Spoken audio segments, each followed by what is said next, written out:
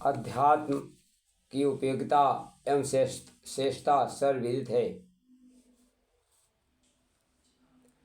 हमारे परम पूज्य गुरुदेव ने इसके लिए जीवन साधना की बात कही है, जिसमें दैनिक जीवन के हर पक्ष को नियम, संयम, अनुशासन में आबद्ध कर इसे सुव्यवस्थित और नियोजित ढंग से किया जा सकता है। परम पूज्य गुरुदेव द्वारा प्रतिपादित व्यवहारिक अध्यात्म के अंतर्गत प्रातः आत्मबोध से प्रारंभ दिनचर्या रात्रि में तत्वबोध के साथ पूर्ण होती है, जिसमें दिन भर की दिनचर्या का हिसाब किताब करते अगले दिन की तैयारी की जाती है। दिन भर की दिनचर्या में जीवन का हर आयाम एक अनुशासन के दायरे में आवृत रहता है।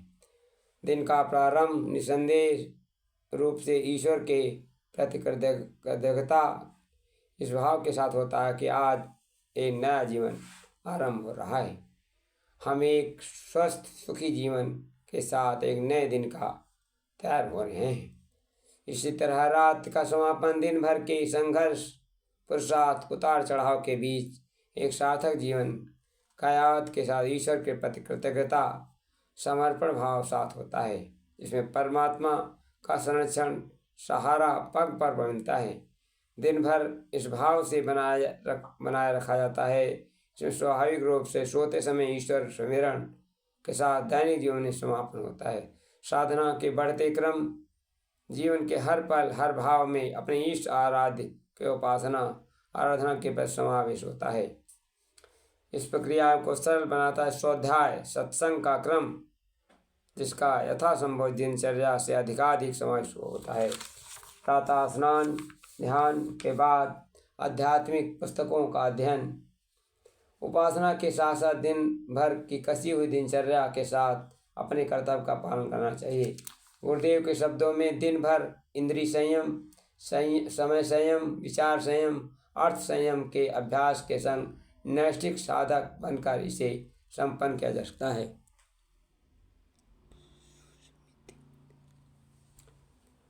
विचार संयम शेष विचारों का स्मरण, अपने कार्य की व्यस्तता तथा सतत आत्मचिंतन, फिजूल खर्च से बचने का प्रयास करना चाहिए।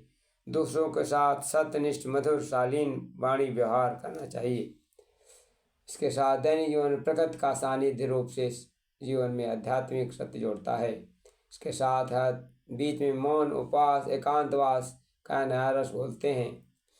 इस संदर्भ में आजकल स्मार्टफोन पर संयमित और विवेक संगत उपयोग करना चाहिए। रात को दिन भर की दिनचर्या का मूल्यांकन तथा डायरी लेखन के साथ रात विश्राम की ओर बढ़ना आध्यात्मिक जीवन का महत्वपूर्ण पहलू है। डायरी के दिन भर का लेखा जोखा जहाँ प्रगति की हो वहाँ स्वयं शाबाशी दें, और जहाँ सुधार के गुंजाइश हो प्रायश्चित लेकर लौटें। प्रार्थना और नए संकल्प सहारा लें। इस तरह मन को खाली कर कृतज्ञता के भाव के साथ निद्रा देवी की गोद में प्रवेश करें। मान का चले मृत की गोद में प्रवेश कर रहे हैं। यह अभ्यास जीवन के गहरे स्तर पर जीने का अभ्यास देगा। ऐसे में निद्रा योग निद्रा का रूप लेते हुए एक नई स्फूर्ति और ताजगी बनेगी। जीवन का आध्यात्मिक सत्य के लिए पुष्ट और समृद्ध हो जाएगा। मेरे मित्रों, जो कर्मशील बनकर जीता वह जीवन सफल बनाता है। कर्तव्यनिष्ठ बनकर ही नर इस जग में गौरव पाता है। इस कर्म योग को तजकर जो विपरीत मार्ग अपनाता है, वो मानो अमृत कलश छोड़ दारुण विष को पी जाता है।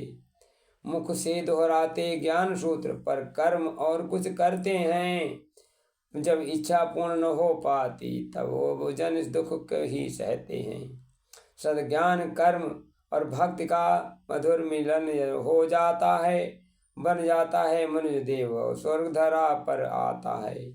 मानव जीवन को धन्य करो ये भक्ति मार्ग बतलाता है। जो है मिला जन्म सत्कर्म हेतु ये हम सबको भान कराता है। श्रद्धा प्रज्ञा भक्ति के बहते में धार, जो इसमें डूबते वे ही उतरे पार। धन्यवाद।